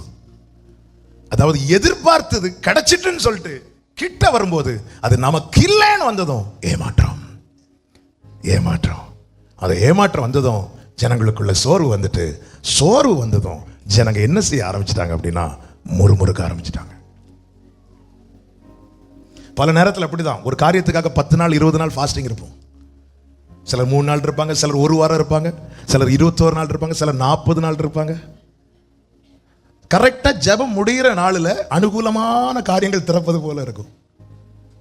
உடனே கர்த்தர் ஜெபத்தை கேட்டார் அப்படி சொல்லி கிட்ட போய் பார்த்தா ஐயா அது நமக்கு இல்லை. அது நமக்கு இதுக்கு ஆண்டவரை நீங்க இதுக்கு சூர் வனாந்தரத்திலே எங்களை விட்டுருக்கலாம் ஆண்டவர், கூட ஒரு 3 நாள் எங்களை சுத்த விட்டுருக்கலாம். இது இப்படி தூரத்துல இருந்து அது நல்ல கவனிங்க. எப்பவுமே ஆவிக்குரியவன் நிதானிக்கிறான். என்ன நிதானிக்கிறான்? 3 நாள் தண்ணி இல்லாம சுத்த விட்டார்ல, இப்ப 4வது நாள் தண்ணி கிடைச்சதுல கொஞ்சம் நிதானிக்கணுமா வேண்டாமா? என்ன நிதானிக்கணும்? ஆண்டவரே இது எனக்கானதா, இது நான் குடிக்கலாமா? தாவீதுடைய பிளஸ்ஸே அதுதான். அவனுக்கு இருக்கிற சேனையை பார்த்துட்டு புறப்பட மாட்டான், ஆண்டவர்கிட்ட கேட்பான், நான் போலாமா ஆண்டவரே, அதை பிடிக்கலாமா? ஆண்டவர் சொல்லுவார், எஸ், அதை நீ பிடித்துக் கொள்வாய், சொன்னதும் போவான். இது தண்ணியை பார்த்ததும் நேராக போயிடுது. இது வேலைக்காக காத்திருக்கிறது. 3 நாள் ஜோம் பண்ணி முடிச்சதும் அடுத்த நாள் காலில் ஒரு ஃபோன் வரும், நாங்கள் பெங்களூர்லேருந்து பேசுகிறோம், நீங்கள் உங்களுக்கு ரெஸ்யூமெல்லாம் பார்த்தோம், உங்களுக்கு ஒரு இன்டர்வியூ வச்சுருக்கோம். உடனே நம்ம எல்லாமே டிசைட் பண்ணிடுறது. கர்த்தர் என் ஜெபத்தை கேட்டு அவ்வளோதான். உடனே நம்ம மனசு அந்த வேலையிலேயே ஃபிக்ஸ் பண்ணிடுறது. நம்ம உடனே ஆண்டவரே அந்த இடத்துல அப்போ நீங்கள் எனக்கு திறந்த வாசலுக்காய் ஸ்தோத்திரம் என்று சொல்லி போவது தப்பு கிடையாது. அதுக்கு மேலே ஆண்டவரே இப்படி ஒரு அழைப்பு வந்திருக்கு, ஆண்டவரே உமக்கு சித்தமானாலும் எனக்கு இந்த வேலை கிடைக்கட்டும். ஆனால் அந்த இடத்துல நம்ம அப்படி கேட்க மாட்டோம். ஒருவேளை அவருக்கு சித்தம் இல்லைன்னா அதனால என்ன செய்வோம்? ஆண்டவரே அவரை பேச விட மாட்டோம். ஆண்டவரே நன்றி நன்றி நன்றி அப்பான்னு சொல்லிட்டு ஓடிடும். இவங்க போய் தண்ணி எடுத்து வாயில வைக்கிறாங்க. ஏமாற்றம். ஏமாற்றத்தை முறுமுறுக்க ஆரம்பிச்சிட்டாங்க. நல்ல கவனமாக கேளுங்க. முறுமுறுக்க ஆரம்பிச்சிட்டாங்க. ஆண்டவர் அங்கேயே தான் நிக்க வச்சார். உங்க வாழ்க்கையில ஒரு மாறாவை தேவன் அனுமதித்தது உண்டானால் அதற்கான சொல்யூஷனை அதன் பக்கத்திலே தான் வச்சிருப்பார். ஆமேன் சொல்லுங்க பார்க்கலாம். ஆமேன். அதற்கான சொல்யூஷன் அது பக்கத்திலே தான் வச்சிருப்பார். இப்போ மோசே கிட்ட ஜனங்கள்ட்ட ஆண்டவர் சொல்றாரு, இவ்வளவு நேரம் தண்ணியை பார்த்துட்டு இருந்தியே, அது பக்கத்தில் நான் ஒரு மரத்தை வளர விட்டுருக்கிறேன், அதை பாரு. அதில் சில கொப்புகளை வெட்டி போடினார். வெட்டி போட்டான், தண்ணீர் மதுரமாய் மாறினது. என கேட்குற ஒவ்வொருவருக்கும் சொல்லுகிறேன், ஏமாற்றம் என்பது நாம் நமக்கு உண்டாக்கி கொள்வதை தவிர தேவன் நடத்துகிற பாதையில் ஒரு நாளும் ஏமாற்றம் கிடையாது. நம்புறவங்க சத்தமாமின்னு சொல்லணும். இந்த ஏமாற்றம் என்பது அவர்களே அவர்களுக்கு உண்டாக்கி கொண்டது. நேர போய் ஆண்டோட பெர்மிஷன் இல்லாமல் போய் தண்ணியை குடிக்கிறது. அந்த தண்ணி எனக்கு தான். அந்த தண்ணி எப்படி இருக்கும்? அவன் கேட்கல. நேர குடிச்சிட்டு கசப்புன்னதும் ஆண்டவரே முறுமுறுக்க ஆரம்பிச்சிட்டாங்க. மோசைக்கு ஆண்டவர்கிட்ட ஒன்றும் சொல்ல முடியாது. எனவே பாவப்பட்ட மோசை இருக்கிறாரு, கோலை பிடிச்சிட்டு இருக்கிற மோசை இருக்கிறாரு, அவரை வாய்க்கு வந்த மாதிரி பேச ஆரம்பிச்சிட்டாங்க. ஆண்டவர் சொல்றாரு, நீங்க இங்க வருவீங்கன்னு தெரியும்பா. அவர்கள் வந்து தண்ணீரை டேஸ்ட் பண்ணதுக்கு அப்புறம் மரம் உண்டாகட்டும் சொல்லி மரத்தை வளர்க்கல. நாளை என் வாழ்க்கையில் ஒரு மாறா உண்டு என்பதை அவர் ஏற்கனவே அறிந்து நான் அந்த இடத்தில் கால் வைப்பதற்கு முன்னமே எனக்காக ஒரு மரத்தை அவர் வளர விட்டிருக்கிறார். அதை தான் சொன்னேன். தேவன் நடத்துகிற பாதையில் சில கசப்பான அனுபவங்கள் உண்டாகும் போது அதை நினைத்து சோர்ந்து பின்வாங்கிறாதே, அதன் பக்கத்திலே தான் சொல்யூஷனை வைத்திருக்கிறார். நம்புறவங்க மாத்திர கைகளை உயர்த்தி ஆமென் சொல்லுங்க பார்க்கலாம். ஆமென். இஸ்மவேலுக்காக ஆகார் அலைந்து திரிந்து அழுது ஒரு இடத்துல இருந்து உட்கார்ந்தா. அது பக்கத்துல தான் ஊற்ற வைத்திருந்தார். சில நேரத்தில் உன்னை அலைய விடுவார், பேசாம இருப்பார், உன் காலை தளர பண்ணி ஒரு இடத்துல உட்கார வைப்பார். அங்கதான் உனக்கான சொல்யூஷனை வச்சிருப்பார். ஆமென். அவள் அலைந்து தண்ணீர் கிடைக்காம அலைந்து திரிந்து இதுக்கு மேல அடுத்த ஸ்டெப் எடுத்து வைக்க முடியாதுன்னு சொல்லிட்டு ஒரு இடத்துல வந்து அவ உட்கார்றா. அவளுடைய முயற்சி முடிகிற இடத்துல தான் அவருடைய கிருபை ஓப்பன் ஆகுது. ஹல்லேலூயா, ஹல்லேலூயா, ஹல்லேலூயா. என் முயற்சி முடிகிற இடத்துல தேவ கிருபை ஃபங்க்ஷன் ஆக ஆரம்பிக்கும். ஆமென். அவர் ஊற்றை திறந்தார் என்றல்ல, கண்களை திறந்தார். கண்களை திறந்தார். அப்ப தேவன் நடத்துகிற பாதையில ஏமாற்றம் கிடையாது. நீர் என்னை காண்கிற தேவன் என்று சொன்னாயே ஆகாரே, உன்னை நான் பார்க்கிறவர் மாத்திரமல்ல, உன்னை நான் பராமரிக்கிறவரும் கூட. ஹல்லேலூயா. உன்னை பார்த்துட்டு விடுகிறவர் அல்ல, உன்னை நான் பராமரிக்கிறவங்க. எனக்கு கேட்கிற ஒவ்வொருவருக்கும் சொல்லுகிறேன். ஒருவேளை நீங்க நினைக்கலாம், என்ன ஏன் ஆண்டவரை இந்த இந்த கசப்பான குடும்பத்தில் என்னை பிறக்க வச்சிட்டீங்க, என்ன ஏன் ஆண்டவரை இங்கே வளர வச்சீங்க. மற்ற இந்த மரம் பேசுதுன்னு வைங்களேன். இந்த மரம் சொல்லுது, மற்ற மரங்கள் எல்லாம் என்னென்ன அருமையான நீர்வீழ்ச்சிகள் அருகே வளர்ந்து கொண்டிருக்கிறது, என்ன போய் இந்த மாறாவின் பக்கத்தில், இந்த கசப்பான தண்ணீர் பக்கத்துல இங்க வரவெல்லாம் முறுமுறுத்துட்டு தான் போற ஆண்டவரே, இங்க போய் இதன் பக்கத்துல வளர விட்டீங்களே கேட்ட ஆண்டவர் என்ன சொல்லுவா தெரியுமா? மற்ற மரங்கள் மற்ற நீர்வீழ்ச்சியின் அருகே நீரூற்றண்டை அருகே வளருவது சந்தோஷம் தான். ஆமென். அதுக்கும் இதுக்கும் என்ன வித்தியாசம்? அதுக்கும் இதுக்கும் வித்தியாசம் உண்டுப்பா. மற்ற மரங்கள் அந்த நீரூற்றினால், அந்த தண்ணீரினால் ஆசீர்வதிக்கப்பட்டது. இங்கே இந்த தண்ணீர் உன்னால் ஆசீர்வதிக்கப்பட போகிறது. அநேக சொல்லுவாங்க, எங்க அப்பாக்கு அது இருக்கு, எங்க அம்மாக்கு அது இருக்கு, எங்க ஃபேமிலி பேக்ரவுண்ட் அது இருக்கு, எங்க தாத்தாக்கு சொத்தே அது இருக்கு, அதனால எனக்கு பிரச்சனை இல்லை. எஸ், பிரச்சனை இல்லை தான். அவர்களால், உன் குடும்பத்தால் நீ ஆசீர்வதிக்கப்பட்டாய். சிலருக்கு ஒண்ணுமே இருக்காதுங்க. ஃபேமிலியின் எந்த பகுதியை பார்த்தாலும் கசப்பு. ஆனால் அது நடுவிலே கர்த்தர் சிலரை வளர விடுவது நோக்கம் என்ன தெரியுமா? ரீபா ஹந்தா ரகடா லகதே. எத்தனை பேருக்கு நான் சொல்லுகிற வார்த்தை புரிகிறது? என்னை தேவன் வளர விடுவதற்கு ஒரு நோக்கம் இருக்கிறது. என்னை கொண்டு இந்த கசப்பை மாற்ற போகிறார், என்னை கொண்டு இந்த வறுமையை மாற்ற போகிறார். இயேசுவின் நாமத்திலே நம்புறவங்க மாத்திரம் கரங்களை தட்டி ஹல்லேலூயா. அதனால ஒரு ஐயா சில சொல்லுவாங்க, அந்த குடும்பத்தில் பிறந்திருக்கணும் இல்ல, ஸ்கூல்ல படிக்கும் போதெல்லாம் சில பெரிய அந்த குடும்பத்தில் பிறந்திருக்கணும். ஒரு நாள் சொல்லாதீங்க. அந்த தேவன் உங்களை ஒவ்வொரு இடத்துல இந்த மரத்தை இந்த மாறாவின் பக்கத்தில் வளர விட்டதுக்கு ஒரு நோக்கம் உண்டு. இன்னொரு காரியம், இந்த தண்ணீர் மட்டும் கசக்கலைன்னா, இந்த தண்ணீர் மட்டும் கசக்கலைன்னா, இப்படி ஒரு மரம் வளர்ந்ததற்கு அர்த்தமே இல்லாமல் போயிருந்திருக்கும். நான் சொல்ற வார்த்தை எத்தனை பேருக்கு புரிகிறது? இந்த மாறா மட்டும் உண்டாகாமல் இருந்திருந்தா இப்படி ஒரு மரம் வளர்ந்ததுக்கு அர்த்தமே இல்லாமல் போயிருக்கும். சில கடினமான அனுபவத்தை தேவன் அனுமதித்தது என் வாழ்க்கைக்கு ஒரு அர்த்தம் உண்டு என்பதை இந்த பூமிக்கு காண்பிப்பதற்காக. நம்புறவங்க மாத்திரம் கரங்களை தட்டி, நான் வாழ்வதற்கும் என்னுடைய வாழ்க்கைக்கும் என்னை தேவன் வளர பண்ணினதற்கும் ஒரு அர்த்தம் உண்டு என்பதை இந்த உலகுக்கு காண்பிக்கும்படியாக என்னை தேவன் வளர விடுகிறார். அதுதான் ஏசாயா 1 இருக்கு, நான் பிள்ளைகளை வளர்த்து ஆளாக்கினேன். தேவன் சும்மாலாம் வளர விட மாட்டாருங்க. சும்மாலாம் வளர விட மாட்டார். பிரயோஜனம் இல்லைன்னா தூக்கிடுவாரு. சும்மாலாம் வளர விட மாட்டார். இயேசு சொன்ன ஊமையில் அப்படிதானே, அதுல கனி இல்லையா தூக்கிருந்தார். அப்போ ஒரு ஊமையை சொல்லும்போது, அப்போ தோட்டக்காரர் சொல்ல, இந்த 1 இயர் பார்ப்போம், கனி வந்துட்டு விட்டுருவோம், இல்லைன்னா தூக்கிடுவோம் அப்படின்னு. அப்போ இவ்வளோ பிரச்சனை நடுவில் உன்னை வளர விடுறாருன்னா, ஹல்லேலூயா ஹல்லேலூயா. இந்த தண்ணி கசப்பானதுக்கு அப்புறம் தான் எல்லா கண்ணுமே இந்த மரத்தை பார்க்க ஆரம்பிச்சிரு. காரணம், ஒரு கல்யாண வீட்டில் ஒரு குறை மட்டும் வரலன்னா இந்த கற்சாடி இருந்த இடம் கூட தெரியாமல் போயிருக்கு இல்லை. எவ்வளோ சம்பாதிக்கிறவங்களாம் முக்கியம் இல்லைங்க, வாழும்போது அர்த்தமுள்ள வாழ்க்கையா இருக்கணும். ஹல்லேலூயா. 4 பேர் நாளைக்கு சொல்லணும், இவனால் இந்த குடும்பத்தின் மாறினது, இவனால் இந்த குடும்பத்தில் இருக்கிற கடன் மாறிச்சு. எப்படி மாறிச்சு? கர்த்தரே அதை செய்தார். ஆமென். உலகம் அதுதான் தேவன் நம்மை அடையாளமாய் வச்சிருக்கிறார். சில சொல்லுவாங்க தெரியுமா, இந்த வீட்டில் ரொம்ப தரித்திரம் இருந்துச்சு, ரொம்ப கஷ்டம் இருந்துச்சு, இந்த பையன் வேலைக்கு போனா, ஆமா இந்த பையன் வேலைக்கு போய் சம்பாதிச்சான், வீட்டில் இருக்கிற கடன் எல்லாம் நீங்கிச்சு அப்படி சொல்லிட்டு அந்த உலகம் அவ்வளோ அந்த பையனை சுட்டி காட்டும் போது அதுதான் அடையாளம். உலகம் நம்ம இப்படி காட்டும் போது நம்ம எங்க காட்டணும் தெரியுமா? ஒரிஜினலை காட்டி கொடுக்கணும். ஹல்லேலூயா. உலகம் நம்ம இப்படி காட்டும் போது நாம இப்படி காட்டணும். ஹல்லேலூயா. எவரையும் மேன்மைப்படுத்தவும் பலப்படுத்தவும் என் தேவனுடைய கரத்தினால் ஆகும். விரும்புறீங்களா? அப்படியே ஒரு வலது கரத்தை உயர்த்தி ஜெபம் பண்ணுங்க. என்னை அடையாளமாய் வைத்துக்கொள்ளும், என்னை அடையாளமாய் வைத்துக்கொள்ளும். நான் வாழ்வதற்கு ஒரு அர்த்தம் இருக்க வேண்டும் ஆண்டவரே, நான் வளருவதற்கு ஒரு அர்த்தம் இருக்க வேண்டும் ஆண்டவரே. சும்மா வாழ்ந்துட்டு போக கூடாதப்பா ஆண்டவரே. எத்தனையோ மரண கண்ணில் இருந்து என்னை தூக்கி விட்டீங்க ஆண்டவரே, எத்தனையோ ஆபத்திலிருந்து விலக்கி மீட்டீங்க, எத்தனையோ ஆண்டவர் பலவீனத்திலிருந்து தூக்கி விட்டீங்க, என்ன வளர பண்ணுறீங்க ஆண்டவரே. நான் வாழ்வதற்கு ஒரு அர்த்தம் இருக்க வேண்டும், அது உம்மால் மாத்திரமே உண்டாக்க முடியும். ஆமென். ஹல்லேலூயா. ஆமென் சொல்லுங்க பார்க்கலாம். ஆமென். ஏமாற்றத்தின் நிமித்தம் சோர்ந்து போயிட்டாங்க, ஆனா கர்த்தர் அங்கேயே சொல்யூஷன் வச்சிருக்கிறார். அப்ப நல்ல கவனிங்க, இதோட எனக்கு கிடைக்காதுன்னு ஏமாற்றம் வந்துனாலே நம்ம என்ன அவ்வளவுதான், எனக்கு வேலை போச்சு, அந்த வேலை தான் போச்சு இல்ல. ஆமா, அதுதான் ஒரு ஃபாஸ்டிங் பிரேயர்ல இந்த வார்த்தை ஆண்டவர் ஆவியில பலப்படுத்தி பேச வைத்தார். ஆகார் அழுதாள். ஆகாரே, ஆபிரகாம் இல்லைன்னு அழுதியா? யாருமே இல்லைன்னு அழுறியா? ஆபிரகாம் இல்லை நீ உன் வாழ்க்கையில், அப்ப நீ எப்படி அழுதா நியாயம்? ஐயோ ஆபிரகாம் இல்லையே, அழுதா நியாயம். ஆனா யாருமே இல்லைன்னு அழாத. நான் இருக்கிறேன். ஹல்லேலூயா. ஒரு வேலை போச்சா, வேலை போச்சேன்னு அழுறதுல நியாயம் இருக்கு. எல்லாமே போச்சுன்னு அழாதீங்க. எல்லாமே போச்சுன்னு அழாதீங்க.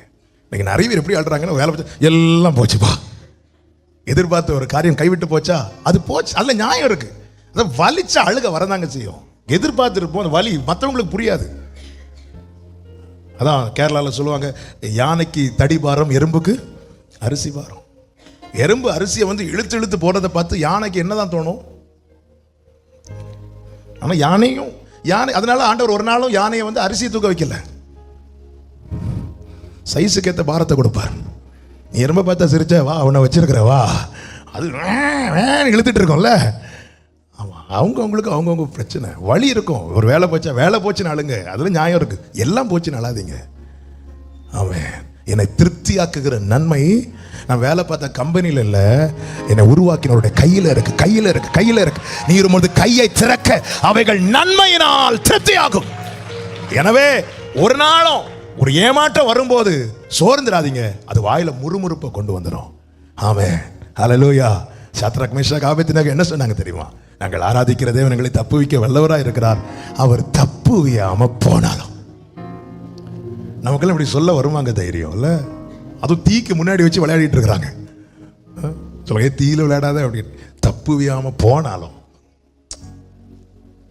ஆமென். கர்த்தர் நல்லவர். ஹல்லேலூயா. ஆமென் சொல்லுங்க பார்க்கலாம். நாலாவது, எதனால அதிகமா சோர்ந்து போறோம் அப்படின்னா, என்னாகும் 11:4 வாசிங்க.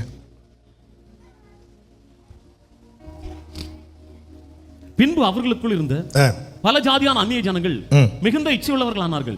இஸ்ரவேல் புத்திரரும் திரும்ப அழுது, நமக்கு இறைச்சியை புசிக்க கொடுப்பவர் யார்? விரும்பினது கிடைக்காமல் போனதும் சோர்வு. விரும்பினது கிடைக்கல. நல்ல கவனமா கேளுங்க. இச்சைனா என்ன அப்படின்னா, விலக்கப்பட்டதின் மேல் நமக்கு உண்டாகிற விருப்பம் தான் இச்சை. இது எனக்குரியது அல்லன்னா, நமக்குரியது அல்லாதவைகள் மேல நமக்கு உண்டாகிற ஆசை இருக்குல்ல, அதுதான் இச்சை. நமக்கு ஆண்டவர் ஒரு சின்ன கார் கொடுத்துருப்பாங்க, இன்னொருத்தர் பெரிய கார்ல போகும்போது அதை பார்த்து அதான் இச்சை. நமக்கு தேவன் தரும்போது ஸ்தோத்திரம். ஏதேனிலே அவர்களுக்கென்று நியமிக்கப்பட்ட கனிகள் அநேகம் இருந்தது, ஆனால் அவர்களுக்கு விலக்கப்பட்ட ஒரு கனி இருந்தது. அதன் மேல ஒரு விருப்பம் வந்தது, அங்கதான் இச்சை உண்டானது. இச்சை கற்பந்தரித்து பாவத்தை பிறப்பிக்கும், பாவம் மரணத்தை பிறப்பிக்கும். எனக்குரியது அல்லாதது மேல எனக்குள்ள ஆசை வரக்கூடாது. அவர் தகப்பன், எனவே நான் கேட்டதெல்லாம் தரமாட்டார், எனக்கு தேவையானதெல்லாம் தருவார். ஒரு தகப்பன் என்பவர் பிள்ளையின் ஆசையை நிறைவேற்றுவதிலே அவர் கவனமா இருக்க மாட்டார், பிள்ளையின் தேவையை நிறைவேற்றுவதில் தான் கவனமா இருப்பார். ஆசைப்பட்டதெல்லாம், என் பிள்ளைக்கு சளி இருக்கும்போது என்கிட்ட ஐஸ்கிரீம் கேட்டால் நான் எப்படி வாங்கி கொடுக்க முடியும்? தேவையை சந்திக்கிறதுல கவனமா இருப்பார் ஒரு தகப்பன். ஆசை, பிள்ளை ஆசைப்பட்ட அது செய், பிள்ளை ஆசைப்பட்ட இது செய்யணும், அந்த பிள்ளை வாழ்க்கை நல்லாவே இருக்காது. இன்னைக்கு அநேக நேரத்தில் நம்ம சோர்ந்து போறது, விரும்பினது போல என் வாழ்க்கை அமையல, நான் விரும்பினது வேற, எனக்கு அமைஞ்சது வேற. அப்போ ஒரு செய்தியில் சொல்லி கேட்டிருக்கிறேன், ஒரு இடத்துல மீட்டிங் கொடுக்கும்போது சாட்சி நேரத்தில் ஒரு வயசான பாட்டி, 70 வயசு பாட்டி எழும்பி சொன்னாங்களாம், எனக்கு மாப்பிள்ளை பார்க்கும்போதே சொன்னேன், எனக்கு இது பார்க்காதீங்க. எப்போ? 70 வயசுல. இன்னைக்கா நாளைக்கான் இருக்கு. சாட்சி சொல்லும் போதே போறதுக்கு வாய்ப்பு நிறைய இருக்கு. ஆமா, இது பார்க்காதேன்னு சொன்னேன். கேட்டாங்களா? இப்போ நான் அனுபவிக்கிறேன். விரும்பின வாழ்க்கை அமையல, விரும்பினது போல அமையல, உடனே நமக்குள்ள சோர்வு வருது. நல்லா புரிஞ்சுக்கோங்க. எவனாகிலும் தன் மகன் அப்பத்தை கேட்டால் கல்லை கொடுப்பானா? என் அப்பா எனக்கு ஒன்று தந்தது உண்டானால் அது அப்பம். அது நான் பிழைப்பதற்காகவும் அது நான் வாழ்வதற்காகவுமே. நாம் இன்றைய சூழலை மனதில் வைத்து நிறைய விண்ணப்பங்களை வைக்கிறோம். அவர் நம்முடைய நாளையை, நம்முடைய எதிர்காலத்திலே மனதில் வைத்து அநேக ஜெபங்களுக்கு பதில் தராமல் இருக்கிறார். ஆமென். என் வாழ்க்கையில் நான் அநேக நன்றிகள் ஆண்டவருக்கு சொல்லும் கூட்டத்தில் அதிகமாய் சொல்லுகிற நன்றி என்ன தெரியுமா? கேட்கப்படாத ஜெபங்களுக்காக ஸ்தோத்திரம்.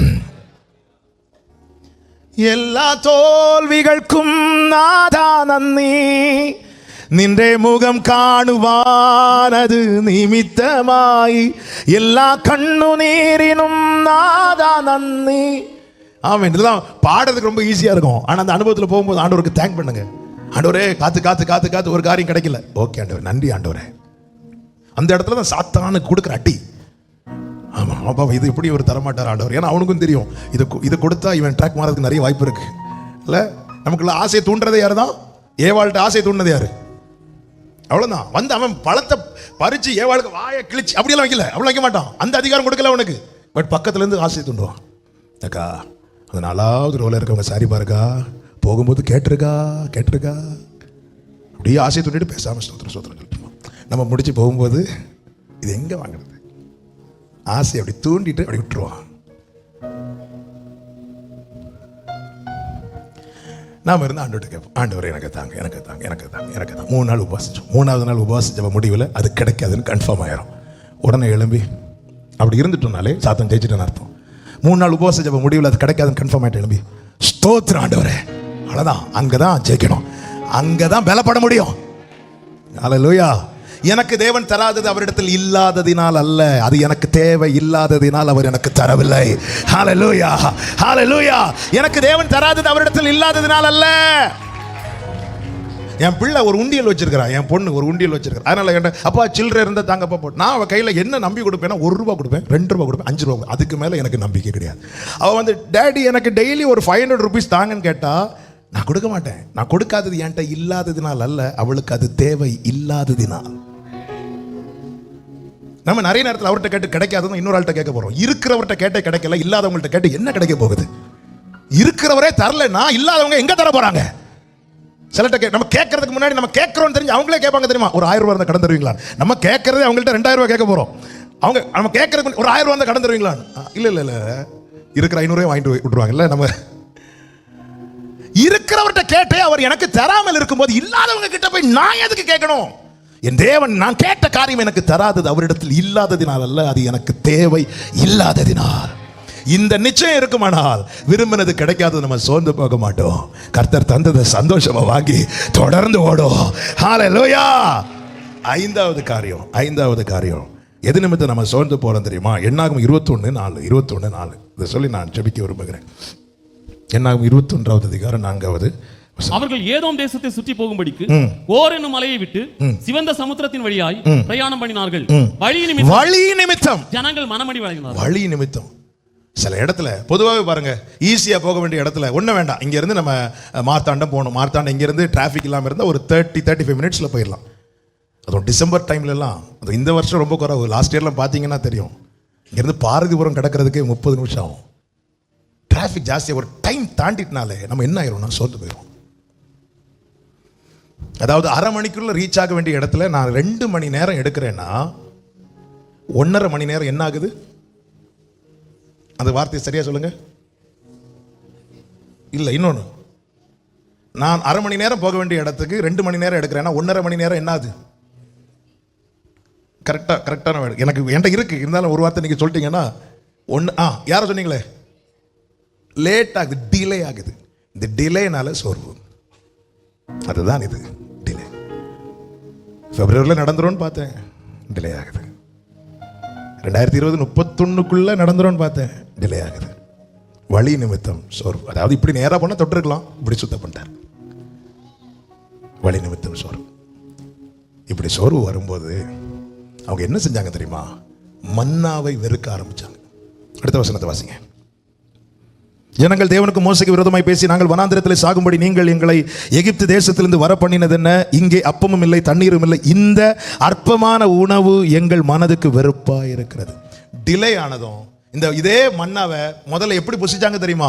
அது தேனிட்ட பணியாரம் போல இருந்துச்சு. இல்ல, காத்திருக்கும் போது ஆண்டவர் ஒரு வார்த்தையை தருவா, உனக்கு நான் அப்படி செய்வேன் இப்படி செய்வேன். அது தேனிட்ட பணியாரம் போல இருந்துச்சு, வாங்கி வச்சிட்டு இருந்து இப்ப நடக்கும்னு பார்த்தா டிலே ஆனதும் அவங்க எதை தேனிட்ட பணியாரம்னு சொன்னாங்களோ அதை பார்த்து சொல்றாங்க, இந்த அற்பமான உணவு எங்களுக்கு மனதுக்கு வெறுப்பா இருக்கிறது. அதன் பிறகு அந்த வார்த்தையை கேட்டாலே நமக்கு பிடிக்காது. சத்ருவின் மிகப்பெரிய தந்திரம், வாக்குத்தத்தத்தை சுதந்திரிக்க விடாதிருக்க பண்ண சத்ருவின் மிகப்பெரிய தந்திரம். எனவேதான் தீர்க்கதரிசியை கொண்டு ஆபகுக் 2:3 எழுதியிருக்கிறார், குறித்த காலத்துக்கு கண்டு தரிசனம் வைக்கப்பட்டிருக்கிறது, முடிவிலே அது விளங்கும், அது பொய் சொல்லாது, அது தாமதித்தாலும் நீ அதற்கு காத்திரு, அது நிச்சயமாய் வரும், அது தாமதிப்பது இல்லை. தாமதிப்பதில்லை. ஹalleluya, ஹalleluya. காத்திருக்க பண்ணுகிறார், உண்மைதான். காத்திருக்கிறதுக்கு வேண்டிய பலத்தையும் தந்துதானே காத்திருக்க பண்ணுகிறார். நாம தான் சொல்லுவோம், என்னால காத்திருக்க முடியாது, என்னால காத்திருக்க முடியாது. சில சொல்லுவாங்க, பார்த்துருக்கீங்களா, இப்படியே போனா நான் எவ்வளவு நாள் இருப்பேன்னு தெரியாது. அவங்கள பாருங்க, 80-90 வயசு ஆனாலும் போக மாட்டாங்க. பார்த்துருக்கீங்களா, இப்படியே போனா நான் எவ்வளவு நாள், ஆமா, அவங்க இருந்து போயிட்டே இருப்பாங்க. எவ்வளவு நாள், இன்னைக்கா நாளைக்கான்னு தெரியல. அவங்க 4-5 தலைமுறை பார்த்துட்டு ஜம்மன் இருப்பாங்க. ஆமா, காத்திருக்க வைக்கிறாருன்னா காத்திருக்க பண்ணுவதற்கு வேண்டிய பலத்தையும் கிருபையும் தருவார். ஆமென் சொல்லுங்க பார்க்கலாம். அதில் குறித்த கால தரிசனம் வைக்கப்பட்டிருக்கு. இது என்ன டிலே ஆனதும் பிசாசு ஏதோ சொல்லலாம், இதெல்லாம் உனக்கு நடக்காது. அதன் பிறகு அதே வார்த்தையை கேட்கும் போது என்ன ஆகும்? அந்த மன்னா மேல வெறுப்பு தான் வரும். வார்த்தையை கேட்க உங்களுக்கு வெறுப்பு வருதா? வழி நிமித்தம் சோர்ந்து இருக்கிறீங்க, ஒரு நாள் அப்படி பண்ணிடாதீங்க. மன்னாவை எப்போ வெறுக்க ஆரம்பிச்சிட்டாங்களோ அதுக்கு முன்னாடி அவங்க விழல, ஆனா அதுக்கு அடுத்த செகண்ட்ல அவங்க விழ ஆரம்பிச்சிட்டாங்க. சுத்த பண்ணினார், உண்மைதான். யாரையாவது விழ பண்ணினாரா? இல்ல. ஏன் விழல தெரியுமா? உனக்குள்ள இந்த ரேமாவை ஆண்டவர் வச்சிருந்தா, இந்த மன்னாவை வச்சிருந்தா. நீ அதையே வெறுத்துட்ட பாரு. நான் வார்த்தையை சுமக்கல, அந்த வார்த்தை என்ன சுமக்கிறது. இந்த உணர்வு என்னைக்கு வருதோ, ஆமென், அன்னைக்கு நம்ம ஆண்டவரை துதிப்போம். நாம ஆண்டவர், நானே இந்த வாக்குத்தத்தத்தை தூக்கிட்டு இருக்கிறேன். ஏய், இந்த மண்பாண்டம் காக்கப்படுவதின் ரகசியம் என்ன? இதற்குள்ளே வைக்கப்பட்ட பொக்கிஷம். அதனாலதான் பவுல் சொல்லுகிறார், அந்த பொக்கிஷம் உள்ள வைக்கப்பட்டிருக்கிறதுனால நாங்கள் எப்பக்கம் நெருக்கப்பட்ட ஒடுங்கி போவதில்லை. உலகத்தின் பார்வையில் எங்களுடைய பலவீனம் மட்டும்தான் தெரியும். ஆனால் இத்தனை பலவீனத்தின் மத்தியில் எப்படிப்பா இவன் இன்னும் இருக்கிறானா? என்னை நிற்க வைக்க, என்னை நடக்க பண்ண, எனக்கு நியமித்த பாதையில என்னை ஓட பண்ண வேண்டிய மன்னாவை எனக்குள்ளே கர்த்தர் வைத்திருக்கிறார். அல்லேலூயா. இந்த மன்னா உடன்படிக்கை பெட்டிக்குள்ளே வைக்கப்பட வேண்டியதில்ல. கர்த்தர் அப்போ நம்மை அந்த அளவுக்கு விசேஷமாக்கி அந்த மன்னாவை நமக்குள்ளே வைத்திருக்கிறாருன்னா, அந்த மன்னாவை நீ வெறுக்கிறியா? இன்னைக்கு பாருங்க, நிறைய பேருக்கு வசனம் கேட்கவே பிடிக்க மாட்டேங்குது. ஏன்னா தாமதம், வழி நிமித்தம் சோர்ந்து போயிட்டாங்க. இவ்வளவு நாள் காத்திருந்து இதெல்லாம் நடக்காது. ஒரு வசனத்துக்கு காத்திருந்து 2020 வரைக்கும் காத்திருந்து பார்த்தாச்சு, 10 வருஷம் பார்த்தாச்சு, நடக்காதுன்னு இருக்கிறோம். இந்த நேரத்தில் சர்ச்சுக்கு வரோம், மீண்டும் அதே வார்த்தை பேசும்போது நமக்கு கொஞ்சம் கஷ்டமா தான் இருக்கும். இப்படிதான் அன்னைக்கும் இவங்க அப்பாவும் இதே தான் பேசிட்டு இருந்தார். இதே தான் நானும் அன்னைக்கு இருந்தேன். அவங்க அப்பா போயாச்சு, இப்போ இவர் வந்துட்டார் பெருசா, இவரும் அதே தான் பேசுறாரு. ஆமென். வார்த்தை மேல வெறுப்பு வருதா? ஆபிரகாம் மாதிரி விசுவாசம் அதிகரிக்கிறதா? வழி நிமித்தம் சோர்ந்து போகிறவன் வார்த்தை வெறுப்பா? அவர் உண்மையுள்ளவர் என்று நம்புகிறவன் விசுவாசத்தில் வல்லவன் ஆவான். ஆபிரகாம் விசுவாசத்தில் வல்லவனானான். கர்த்தர் எனக்கு தந்திருக்கிறார். அதுதான் கப்பர் சேதம் உண்டான போதும் பவுல் எழுந்து நின்று சொன்னான், உண்மைதான், எல்லாம் நடக்கட்டும், பொருள் சேதம் உண்டாகும், உயிர் சேதம் உண்டாகாது. எப்படி பவுல் சொல்ற? எனக்கு கர்த்தர் தந்த வார்த்தை வல்லமை உள்ளது. என்ன ராயனுக்கு முன்னாடி நீ நிப்பேன்னு சொல்லிட்டார். ஆமென். என்னதான் புயல் அடித்தாலும் அவர் சொன்னது நிறைவேறும். ஆமென். என்னதான் புயல் அடிச்சாலும், எத்தனை பேர் சொல்ல போறீங்க, எனக்கு சொன்னது நிறைவேறும்? ஹalleluya, ஹalleluya. எனக்கு என்ன சொன்னார் அது நடக்கும். ஹalleluya, ஹalleluya. ஆமென். அவர் உண்மை உள்ளவர். அவர் என்னுடைய தகுதியை வைத்து என்கிட்ட பேசுறவர் இல்ல. அவருடைய அழைப்பு அவ்வளவு விசேஷமானது என்று சொல்லி இருக்கிறார். எனவே வார்த்தையை கேட்கும் போது இளைப்படையும் அந்த வார்த்தை மேல நமக்கு வெறுப்பு வரக்கூடாது. ஆரம்பத்தில் அதை கேட்கும்போது எவ்வளவு சந்தோஷமா கேட்டீங்க, திரும்ப போட்டு கேட்டீங்க, திரும்ப போட்டு வீட்டில் போய் திரும்ப போட்டு கேட்டீங்க. இப்போ ஆமென், வார்த்தை மேல வெறுப்பு வந்துடக்கூடாது. வார்த்தை மேல விருப்பம். ஆண்டவர் பேசுறாருல, நடக்கும். 75வது வயசுல ஆபிரகாம்கிட்ட பேசினவர் அது நடக்கும் மட்டும் பேசிட்டு இருக்கிறார். ஆமென். என்னைக்கோ பேசின வார்த்தை இன்னைக்கும் பேசிட்டு இருக்கிறாரா? நான் சொல்லுகிறேன், அது நடக்கிறது வரை பேசுவார்.